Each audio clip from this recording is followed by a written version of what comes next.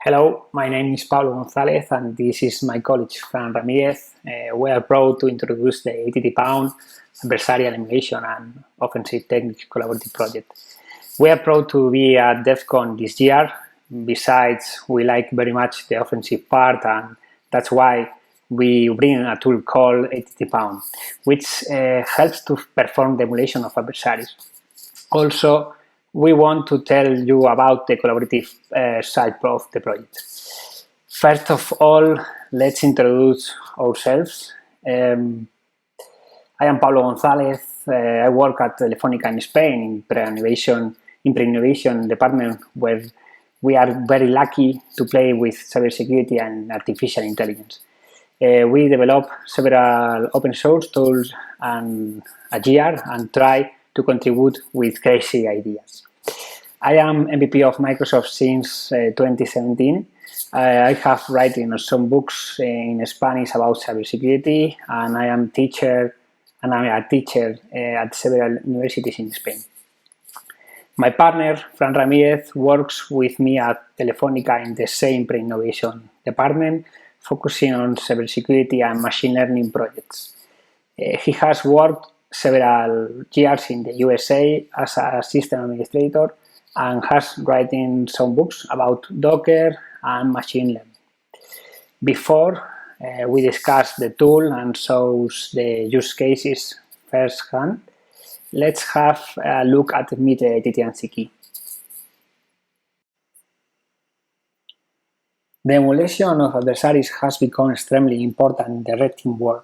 It's an exercise that provides a glimpse into the potential for a real threat, like many others that both business and society have experienced, to affect an organization.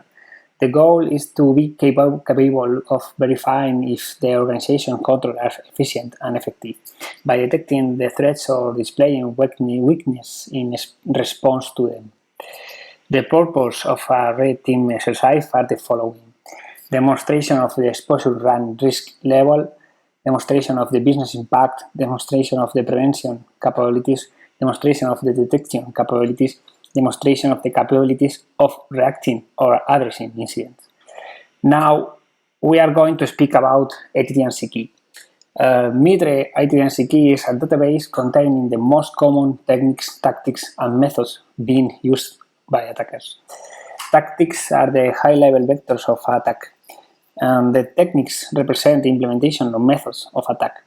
The organizations can perform an adversarial emulation and keep mapping the security controls that are applied to the techniques. Organizations can also have several security controls related to a given technique. The goal is to verify the performance and efficiency as regards the security control by techniques implemented.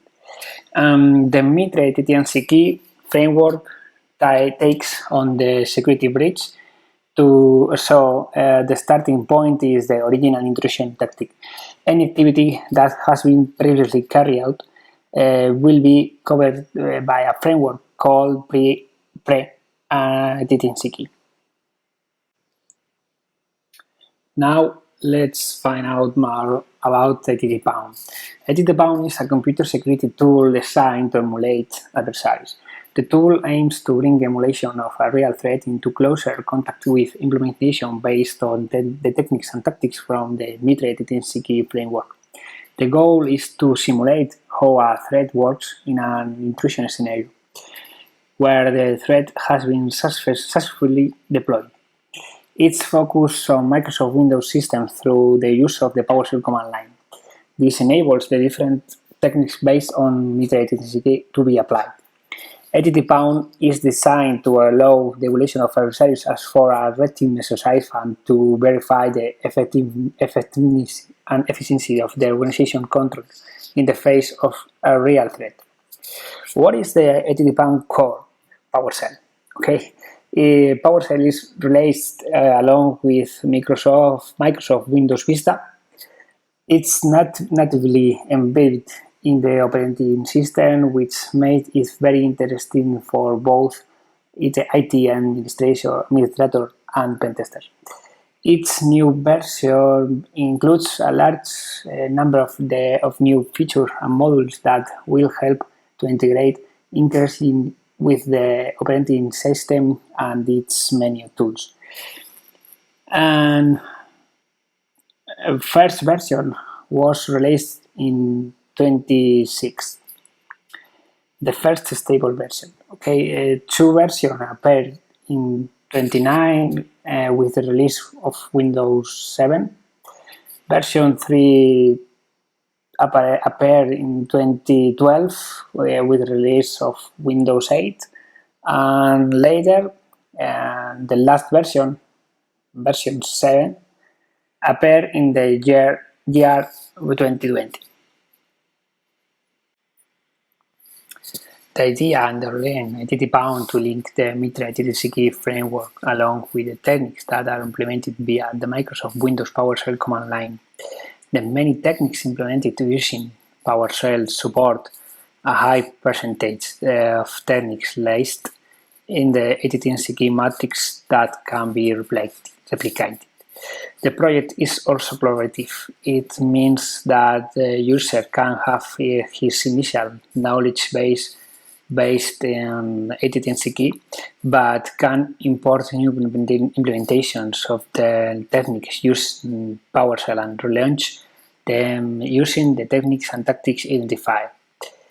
We have used JSON format files to export this new knowledge and import it in other environments where ATTPwn has been deployed. In this way, the cooperative knowledge has become very significant. This facilitates multiple users to share knowledge between several environments. The techniques are dynamic elements that are emerging through the evolution of offensive security. Now, my colleague Fran Ramirez is going to give you a little insight into ATTPwn. Okay, thank you, Pablo, and hello, everyone. Now, let's see what the architecture of ATTPwn looks like. ATTPwn has three main different components. The first one is the console. That is the PowerShell code that will be running on the Windows machines emulating the threat. After this code is executed on Windows machines, it connects towards a command and control, and it waits for the adversary's commands to be emulated. The second one are the functions. These are the technical implementations that are mapped in MITRE ATT&CK. This is interesting since any user can create their functions written in PowerShell.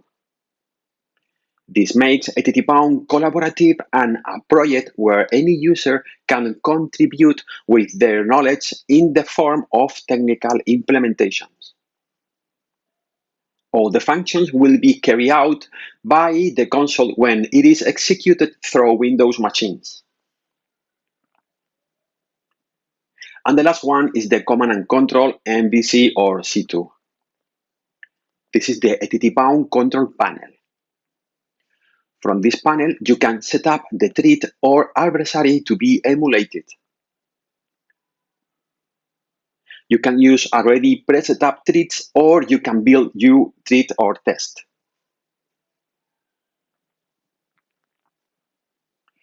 The tool's knowledge can be imported and exported from this panel since the user can create his content in the form of an implementation of a technique in PowerShell. In other words, a basic architecture scheme has two main elements from the networking point of view. The first is the agent or warrior. It's the adversarial emulation, and its code is in PowerShell.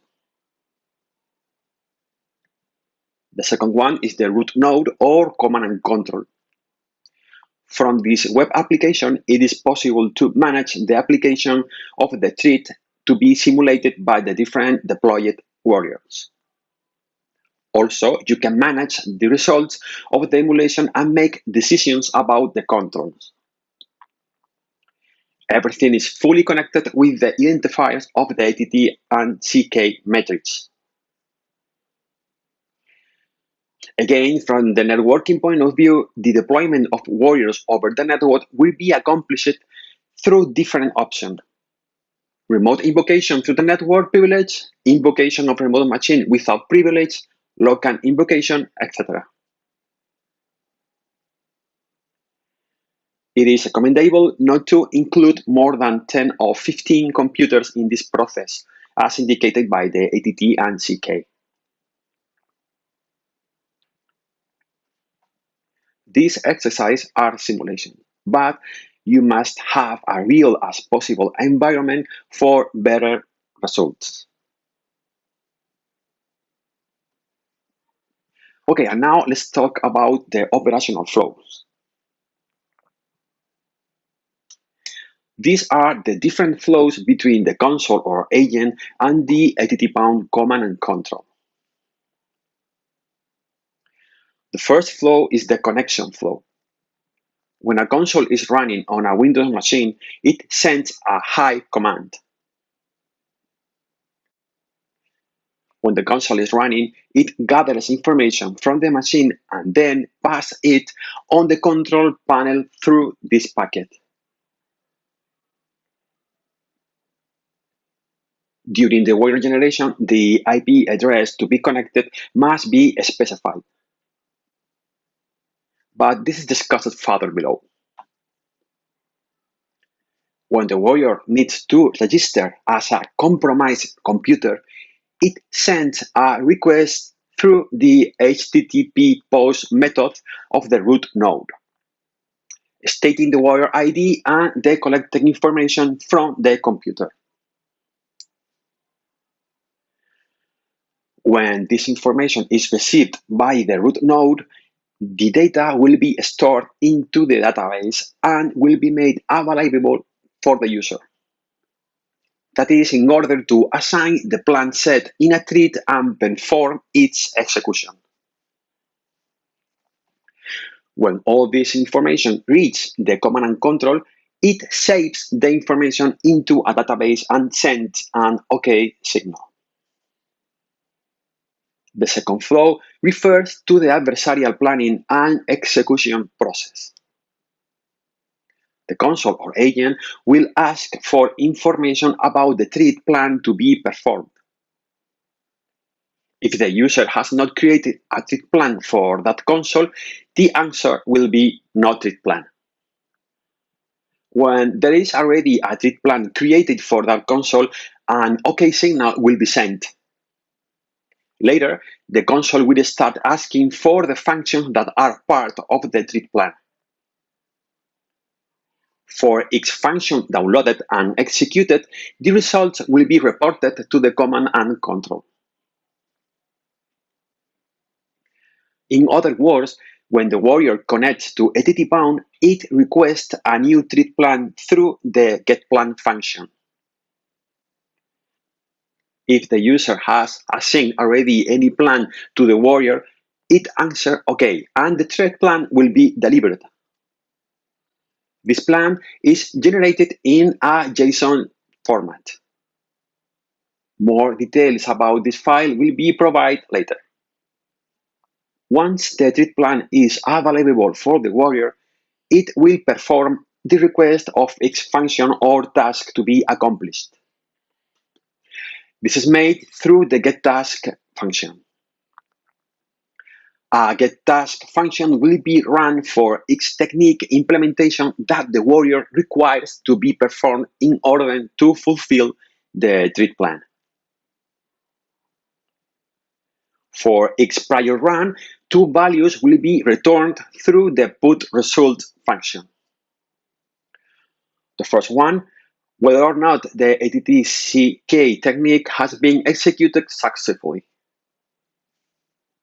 In the second case, we get the output from the function that implements the returned technique ready for a technical review that can check the results.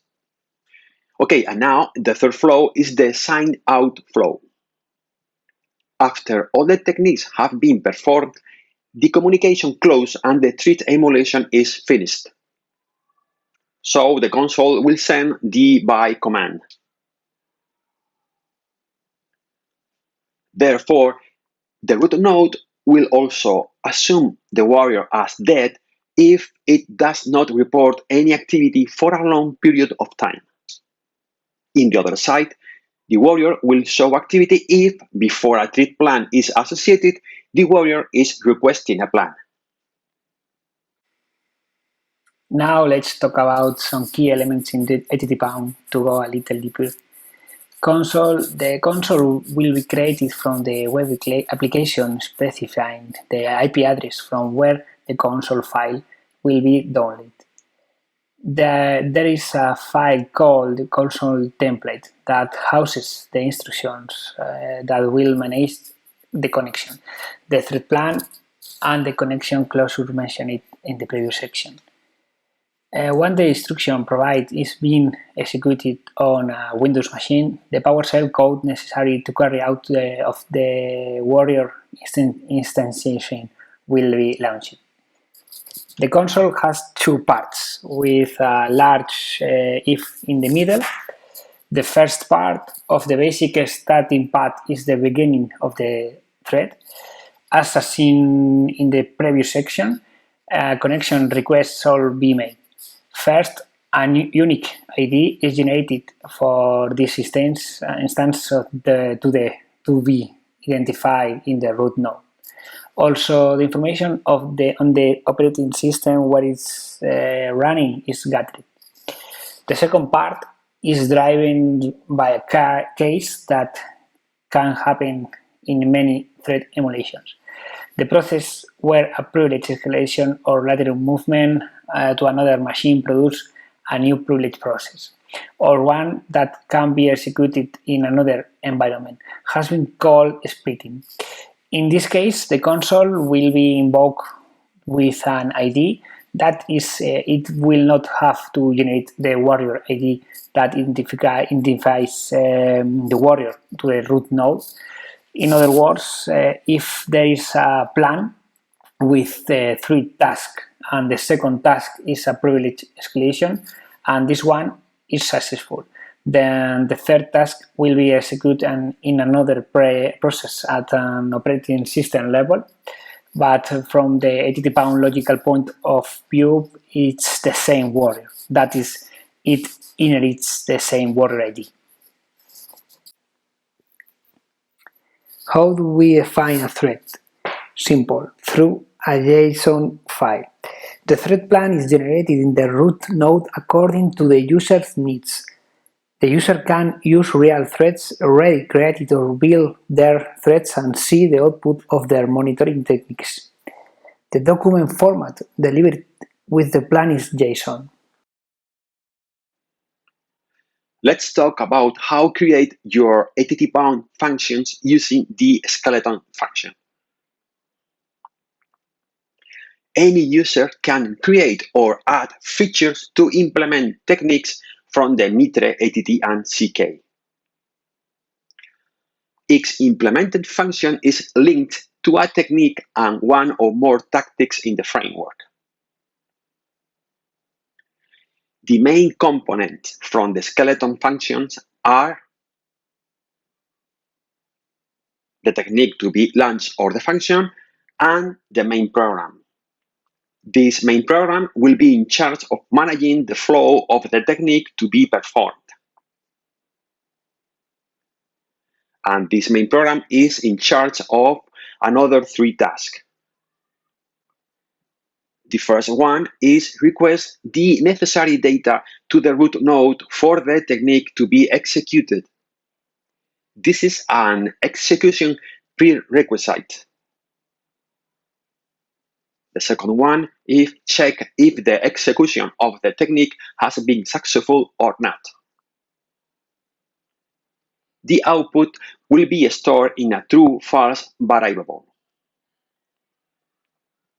And the last one is there is some data collected, such as credentials dump, IP addresses, or user enumeration, that can be used by another technique because all this information will be dumped to a data store that has the root node.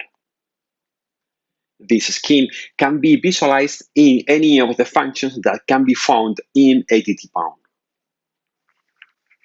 ATTPwn is a collaborative project where the goal is to share knowledge through thread plans.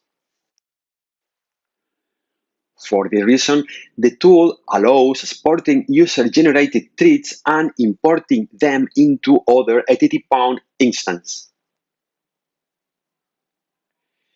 During the thread plan generation or query, the export plan option can be used as shown in the image. Once the file is stored in JSON format, it can be shared with the community. The JSON file contains all the information needed to recreate the thread plan, with all the tasks and implementation of techniques involved, even if these are not available in the new scenario. Now let's look at some use cases. In ATTPwn, you can execute the for or noun threads and the threads or adversaries that we create. With our custom threads, we can make our own version of a noun thread with ATT&CK techniques selected by us, create our own version of an attack with ATT&CK techniques, and perform an execution of a thread, noun or created by us, that implements our own functions through the skeleton function. In this section, we will perform different scenarios and explain them.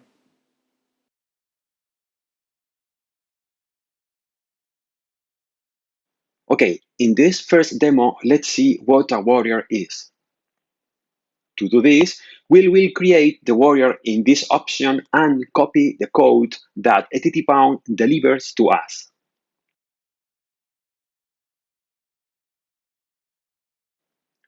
Then we go to the computer where we will make the adversary or thread test. Paste the code, it will be executed in a new PowerShell, and finally it connects with ATTPwn, downloading a console.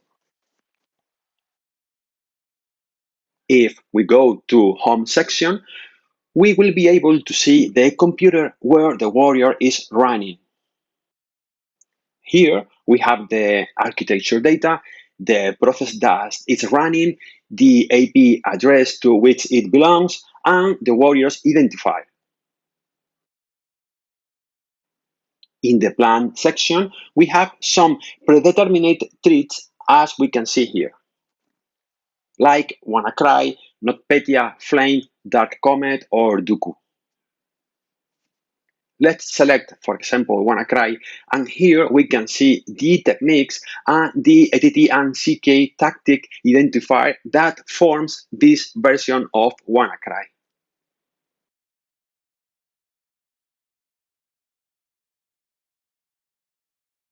We could use it against a warrior, launch the warrior plan, and finally execute it step by step, all those techniques that correspond to WannaCry in this case.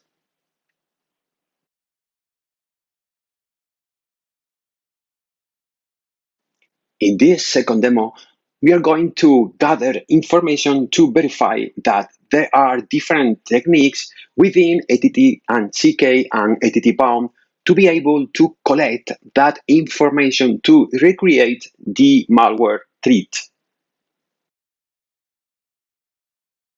Next, we are going to do a privilege escalation technique that will split the ATTPwn console process in two. One without privilege and the new one with privilege.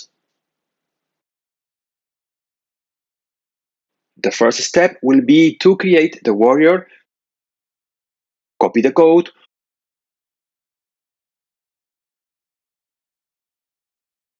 go to the PowerShell,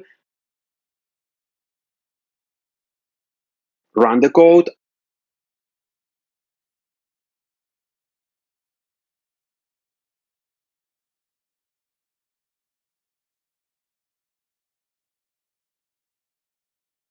and finally obtain the warrior executed.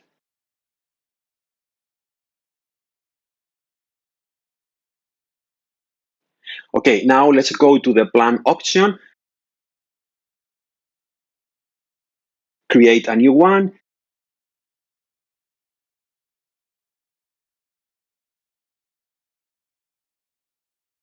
select the gathering tactic where we can see here, besides the implemented techniques, we also have the discovery tactic where we can see some ATT&CK techniques generated. In this case, we are simply going to make a selection of the processes that the machine has. We will add this technique, then we'll go to the escalation of privilege, where we are going to use a bypass of USC technique named 1088. We add it, we put a name to the thread,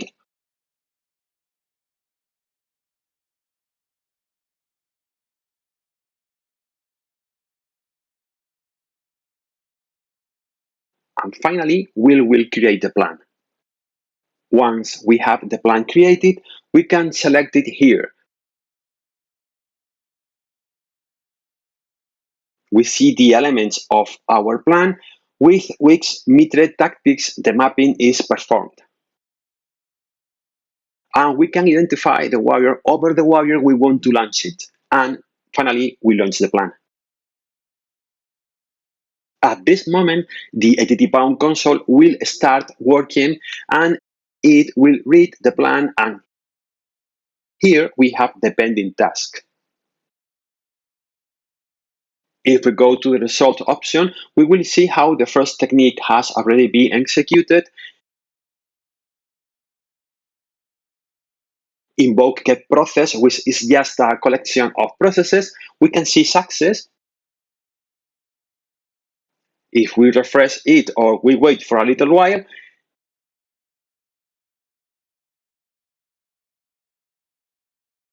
we will find that USC bypass has also been successful,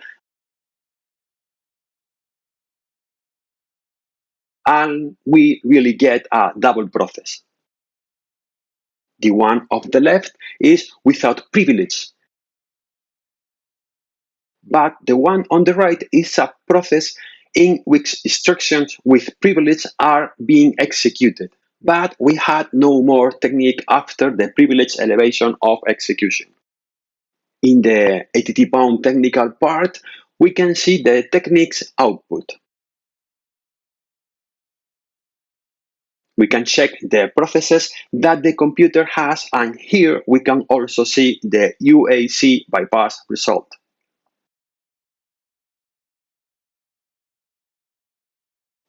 And here's the second demo.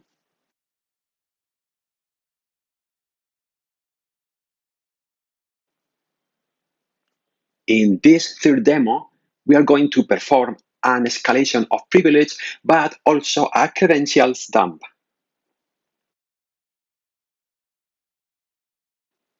To do this, let's create a warrior pointing to the ATTPwn IP panel, copy the code and run it on the PowerShell console as we see before.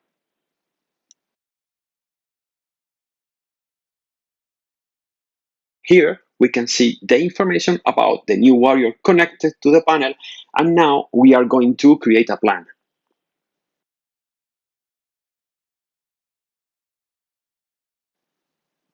The third plan will have a privilege escalation. We will use again 1088, that is the USC bypass. And we will execute a credential access tactic using a power dump, but we could also use Mimikatz to perform the credential dump.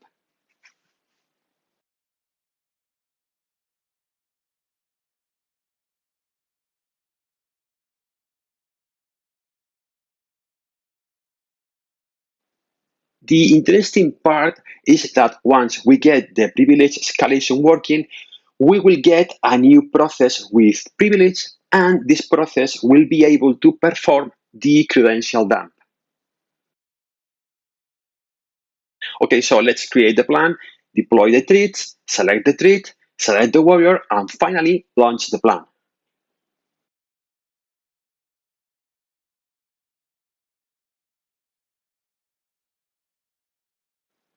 Okay, and now let's go to the ATTPwn output section, and here we'll be able to see the techniques or task pending execution.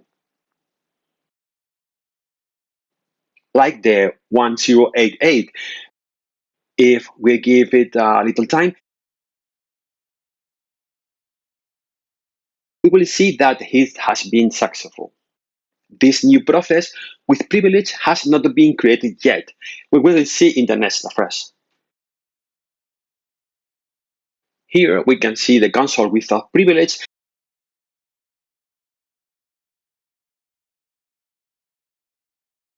and this second panel where we find the credentials dump still running.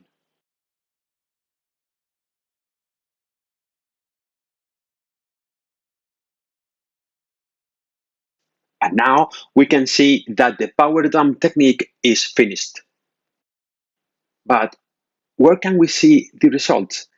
Like in the previous demo, here we can see the output that this technique has. In this case, the UAC bypass. While the second technique executed in this process, the credential dumping, has returned us all this information. This information is very important. As we see here, we have users, user ID, has LM, has NTLM. As I said, this information is very important because we will be able to use it through a data store. The data store can be used by techniques that are performed afterward. For example, a lateral movement technique can be used these hashes and these users because of this data store. This is a very, very important element within ATTPwn.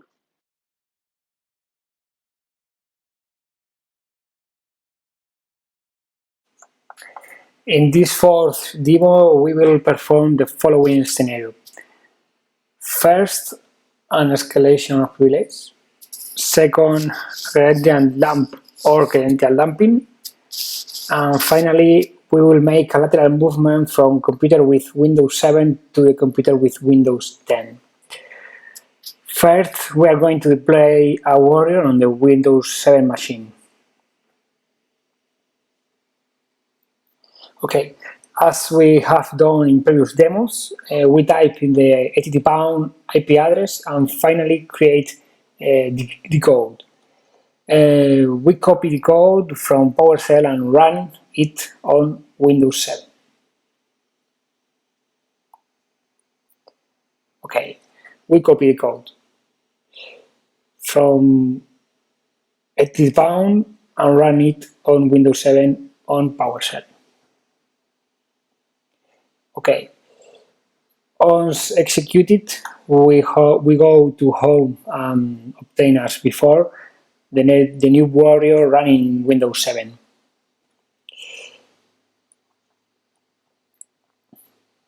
Okay, well,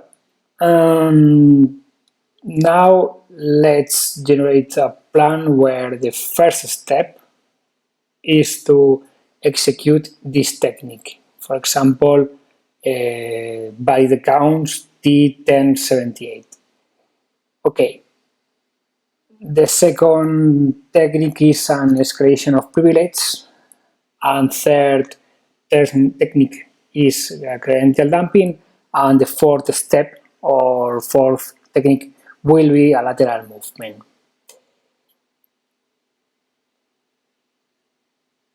Okay, now insert plan and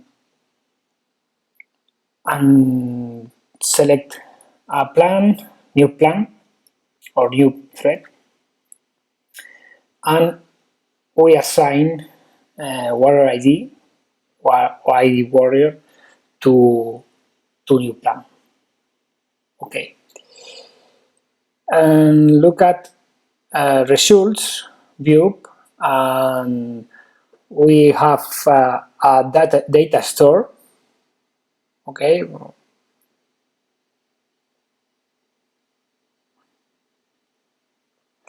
these are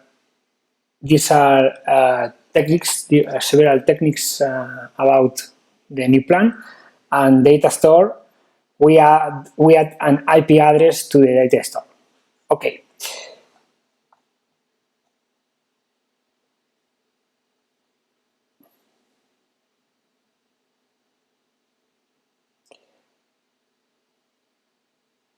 Okay, well, refresh the web page several times until the lateral movement is complete. The technique of lateral movement is complete. Now ATTPwn is still execute all process, and now refresh the web page several times until the lateral movement is complete. Okay, observe that we have an ATTPwn console running on Windows 10.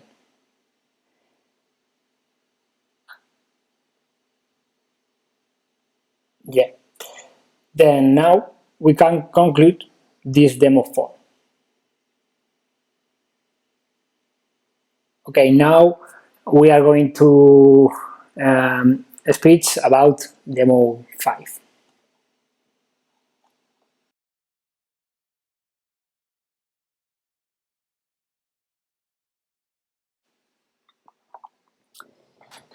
Well, in this fifth demo, we will work on all-in-one thread concept, where we will automate the service discovery and the discovery of machines within a network as a threat or an adversary could do. The data discovered will be stored on the data store by the technique being used. Then we will perform a privilege escalation, obtain a new privilege process on the Windows 7 machine. Then we will make a credential dump thanks to that privilege escalation, where we will acquire hashes and users. Then we will make a lateral move where we will use the hashes, users, and the IP addresses from the computers within the network to try to make that lateral move through the MITRE ATT&CK technique. In this way, the whole process is fully automatic, so we can test the effectiveness or efficiency of security controls within the organization. We will start, as always, by generating a warrior. In this case, we check the IP address again, copy the code, and go to PowerShell to paste the code. Okay. Okay. In the home section, we will see the console connected soon. Here we see the data, and now we go to the plan section. Okay, waiting for the warrior.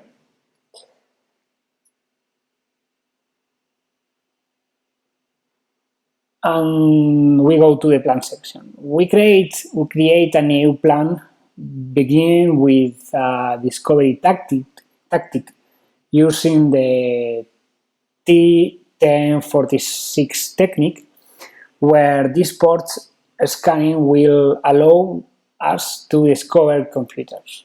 Okay, we add the technique to the plan, indicating an escalation of privilege, and then credential dump with power dump or mimikatz.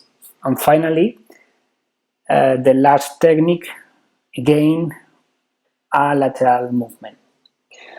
Okay, and thread name, DEFCon demo 5, and all in one, and thread description, blah blah.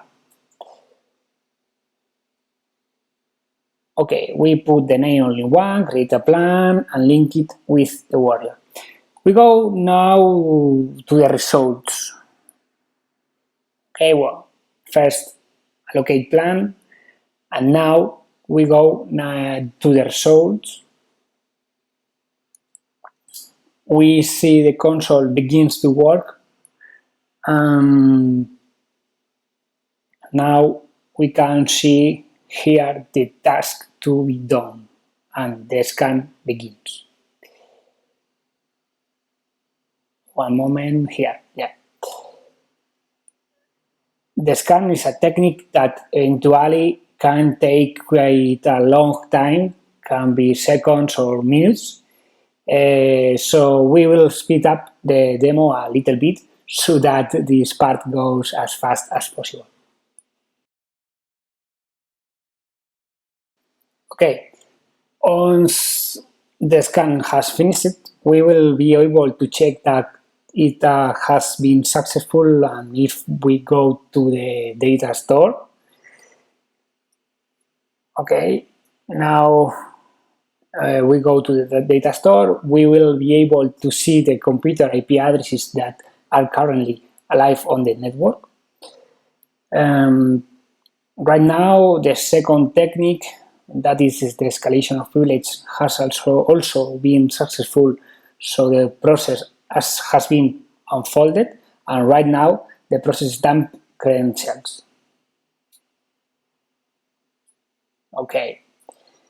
If we refresh the page, we will see the credential dumping has been successful too, and if we go to the thread data store, we see that we have IP addresses, users, and hashes. These hashes can be edited from here directly, like any data from the data store, and the changes will be saved by clicking on the update record.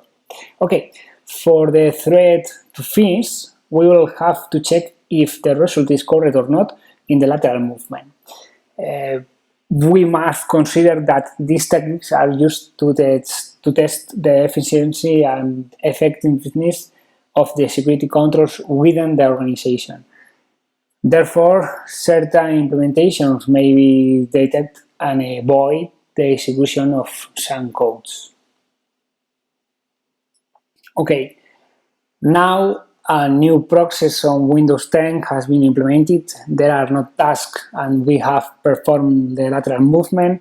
In other words, the thread has moved from Windows 7 to Windows 10, from one machine to another over the network.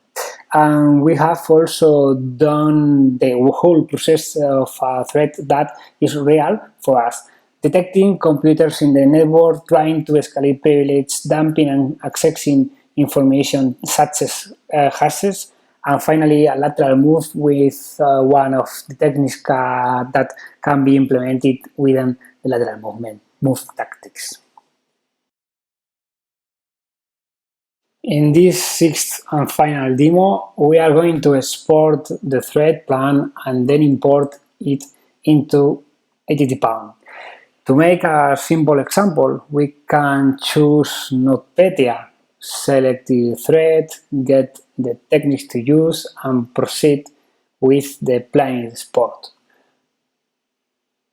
In this button, we export this knowledge.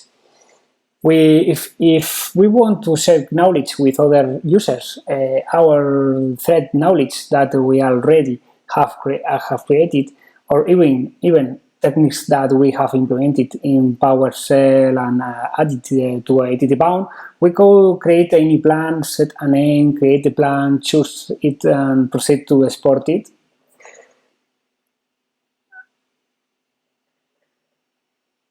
Okay.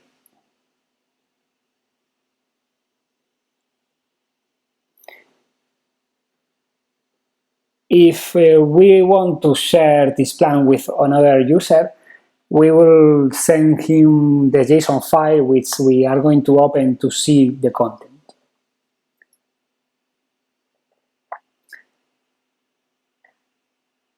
Okay, JSON, opening JSON file in Firefox. Okay.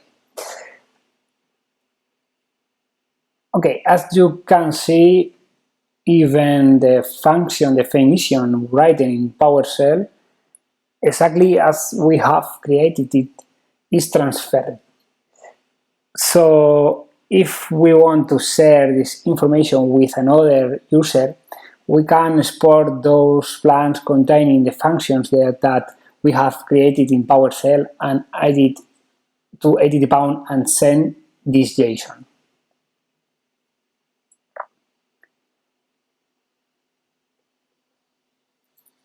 Okay, it's very simple and collaborative way to provide the knowledge to other users with offensive techniques within the ATT&CK mapping. Well, this is the last demo, and I will pass the word on to my partner, Fran. Okay, so that's all. Feel free to visit the ATTPwn GitHub and download the software. This is a new tool we are currently working on, and we are adding new techniques. Also, the project is collaborative and everyone can help the project grow.